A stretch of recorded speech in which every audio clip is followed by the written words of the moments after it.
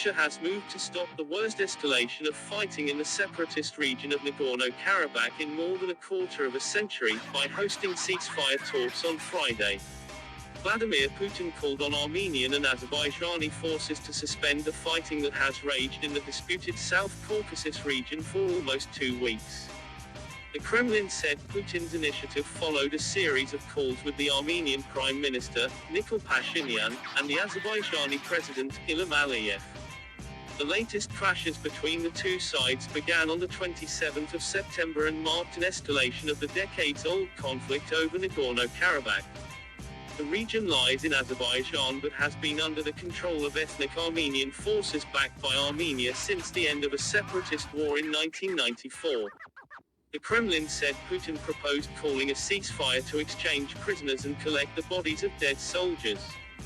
On Friday afternoon, Russia's foreign minister, Sergei Lavrov, greeted his Armenian and Azerbaijani counterparts in Moscow. Armenia said it was open to a ceasefire, while Azerbaijan has made a potential truce conditional on the Armenian forces' withdrawal from Nagorno-Karabakh, arguing that the failure of international efforts to negotiate a settlement left it with no other choice but to try to reclaim its lands by force. In a TV address to his nation, Aliyev said nearly 3 decades of international talks haven't yielded an inch of progress. We haven't been given back an inch of the occupied lands. He said, mediators and leaders of some international organizations have stated that there is no military solution to the conflict. I have disagreed with the thesis, and I have been right. The conflict is now being settled by military means and political means will come next. Azerbaijani officials and Nagorno-Karabakh separatist authorities said heavy shelling continued. Fighting with heavy artillery, warplanes and drones has engulfed Nagorno-Karabakh despite numerous international calls for a truce. Both sides have accused each other of targeting residential areas and civilian infrastructure. On Friday, a historic cathedral in the town of Shusha came under shelling for a 3rd time, locals said. It was previously hit on Thursday, with one shell piercing its dome and damaging the interior. Further shelling wounded 2 Russian journalists inspecting the damage, however Azerbaijani military denied targeting the cathedral. The Nagorno-Karabakh military says 350 of its people have been killed since the 27th of September. Azerbaijan has not provided details on its military losses. Scores of civilians on both sides have been killed. Stepanakert, the capital of Nagorno-Karabakh, has been under intense shelling. Residents are staying in shelters, some of which are in the basements of apartment buildings. Armenian officials allege that Turkey is involved in the conflict and is sending Syrian mercenaries to fight on Azerbaijan's side. Turkey has publicly backed Azerbaijan in the conflict but has denied sending fighters to the region. Turkey said on Friday that efforts by France, the US and Russia to end violence between Azeri and Armenian forces over Nagorno-Karabakh were bound to fail, unless they ensured a withdrawal of Armenian forces from the enclave. Tehran is sending forces to its borders in anticipation of the Armenian-Azeri conflict spilling over. In a country where a quarter of the population belongs to the Azeri ethnicity and where over 400 miles of border is shared with Azerbaijan. However, there are many reasons for Iran to think twice before siding with Azerbaijan in its recent conflict with Armenia.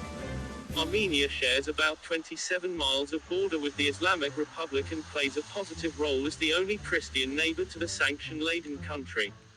Iranians of Armenian origin make up the overwhelming majority of the country's Christian minority, which number more than 150,000 of the total population of 84 million. As for the Azeris, there is no accurate number, but according to several sources it varies between 10 million and 20 million. In the city of Tabriz in the north of Iran, dozens of Azeri Iranians headed out into the streets slamming the state's neutral position on the war, while others demonstrated in Tehran chanting slogans in support of the Army of the Republic of Azerbaijan. The official Iranian stance, expressed by the foreign ministry on several occasions, has been to call on both parties to practice restraint, offering to mediate. Iranian Foreign Ministry spokesman Saeed Khatibzadeh told Reuters earlier this week, Iran has prepared a plan with a specific framework containing details after consultations with both sides of the dispute, Azerbaijan and Armenia, as well as regional states and neighbors, and will pursue this plan. It is important to note that Iran's official stance, despite offering mediation and refraining from taking sides, recognizes the disputed Nagorno-Karabakh region as an Azeri territory, and calls on Armenia to withdraw from it. This was expressed by Ali Rabiei, spokesman of the Iranian presidency, and also unofficially but remarkably by Ali Akbar Veliati, international affairs advisor to Iran's supreme leader, who expressed this view to Kayan Daily, the newspaper whose editor-in-chief is believed to be one of Ayatollah Ali Khamenei's confidants. Khamenei, an Azeri Iranian himself, has yet to comment on the developments, but a number of his representatives in Azeri-populated northwestern Iran issued a statement declaring support for Azerbaijan in the conflict. The signatories, Khamenei's representatives in the provinces of Ardabil, East Azerbaijan, West Azerbaijan and Zanjan, stressed, there is no doubt that Nagorno-Karabakh belongs to Azerbaijan and its government's move to recapture the region is completely legal, according to Sharia, and in line with 4 resolutions of the United Nations Security Council. Moreover, Khamenei's representative in the Republic of Azerbaijan, Ali Akbar Jagnejad, said during a speech October 3 that he is ready to go to Nagorno-Karabakh and fight beside the Azeri youth until he is martyred.